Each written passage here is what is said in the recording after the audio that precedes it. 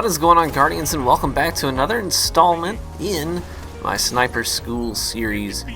And in this video I wanted to talk specifically about a dynamic in sniping that I get asked a lot of questions about, and it's something that can be a little bit intimidating when you watch good players, and that is knowing the balance between when to use your primary and when to use your special. When should I pull my sniper out? When should I switch to my primary weapon? And you know, sort of what scenarios should I be, even in the neutral game when I'm not actually in an engagement but I'm moving around the map. Should I have my sniper out as I move? Or should I have my primary out as I move?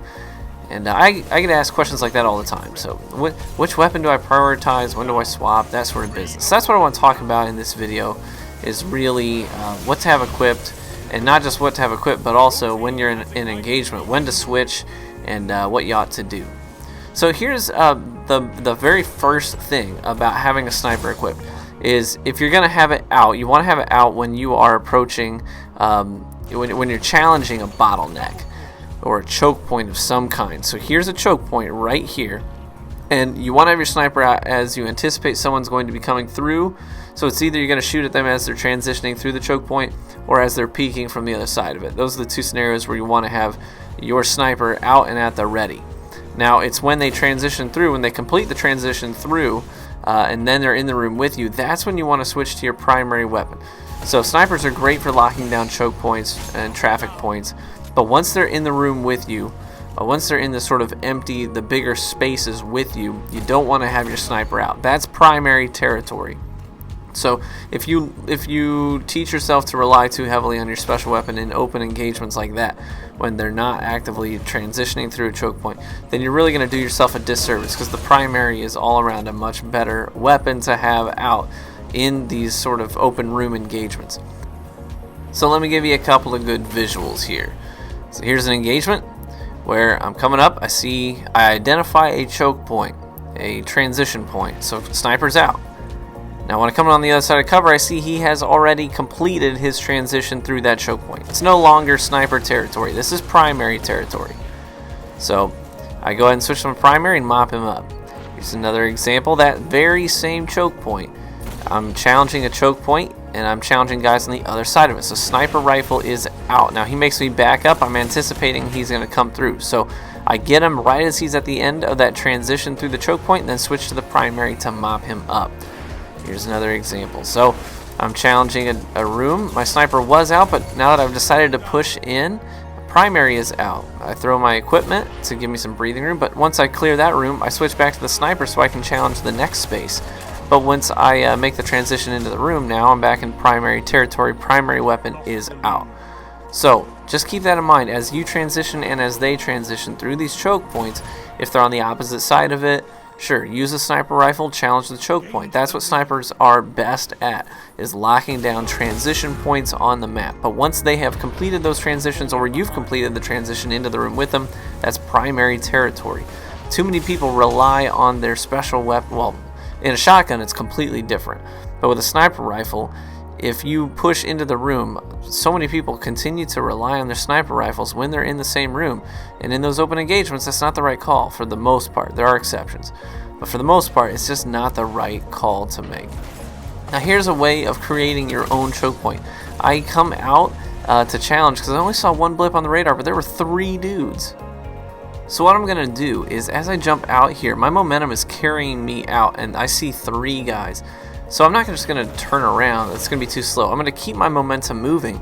And notice how now I've limited the sight line. As I completely come over to this side of the room, I limit the engagement, so they actually have to come around the corner.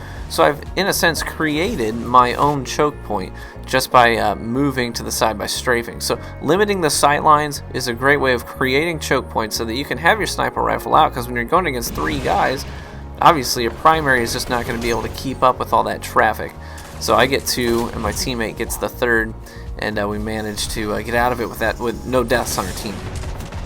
Now there are some times where you're going to want to have your sniper rifle out in an open room engagement, an open space engagement, and we'll talk about those now. One of those scenarios is specifically when you are in 3v3 scenarios where revives are a factor, or sun singers. Here's a good example. So Sunsinger self-reses, starts getting the revives. Now here's the time where I'm in the same room as them, and they're doing the revives. Generally you want to have your primary out in an open room engagement, but here's an example where they're immobile for a second. They're sitting ducks. It's low risk, high reward. So you whip out your sniper rifle, and if it's capable of banging off the res, then you can just shut them down immediately. It's a great time to have your sniper rifle out. Or generally challenging supers. If there's a super coming at you in an open room engagement, you should probably use your sniper rifle for the potential of shutting them down if you're 1v1. And now if you're in a team scenario and you can team fire, that's different. So you kind of have to be able to read the scenario. Here I baited a guy into a choke point and got the snipe, then move up to control another choke point, this doorway. Now I got this guy primed, so I start to move up on him, but I see that I'm hunted, so I don't want to peek. That's a bad time to peek. Now he challenges in, gets the revive. I get this jump shot that was honestly pure luck because I don't have the bellicose on in this clip. Just kind of rolled the dice and then shut this guy back down. And then now I can challenge this choke point again before I transition through it. So I was anticipating maybe getting a body shot and then pushing out, but I managed to get that headshot. So there's this ebb and flow of how people move through the map, yourself included. So you have to be able to identify, it's not just doorways, but even just general shapes on the map. As you manipulate sightlines, one piece of cover can line up with a different piece of cover back in the background to create a sort of door-like shape as you look through these specific items. And that's a great time to use a sniper rifle. So it's really, really interesting how these sightlines can be manipulated. And once you start to be able to see items on the map as a means of limiting and creating new sightlines, you're going to find yourself being much, much more successful. In fact, that's one of the best ways of evading things like firebolt grenades and arc bolt grenades, things like that, is once you learn how to manipulate your cover and those sightlines effectively to dodge them, to make them hit in a way that they can't hit you, then that's great. So I don't know how to teach that other than just to say, hey, start thinking about how sightlines can be created and manipulated. Look at shapes. Don't necessarily just look at the map that you see, but look at shapes and how can you manipulate those shapes to create a door-like shape itself with those sightlines. Interesting stuff, I know. Some of it may just sound like, that's a bunch of hogwash. No, not at all.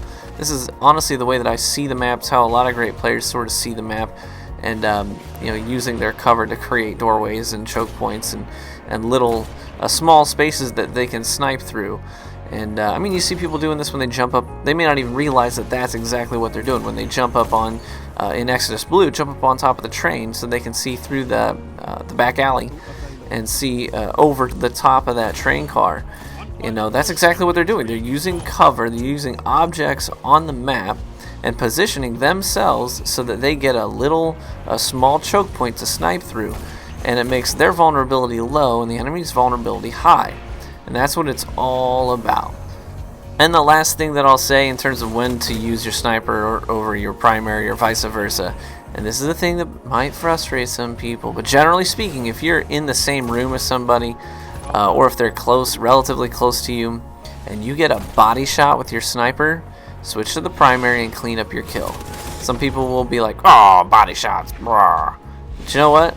You got 100 points and they didn't, so suck it. Points win games, kills win games, so get your kills, clean up your kills, and don't feel bad about doing it. Hope this was helpful, guys. We'll catch you in the Crucible.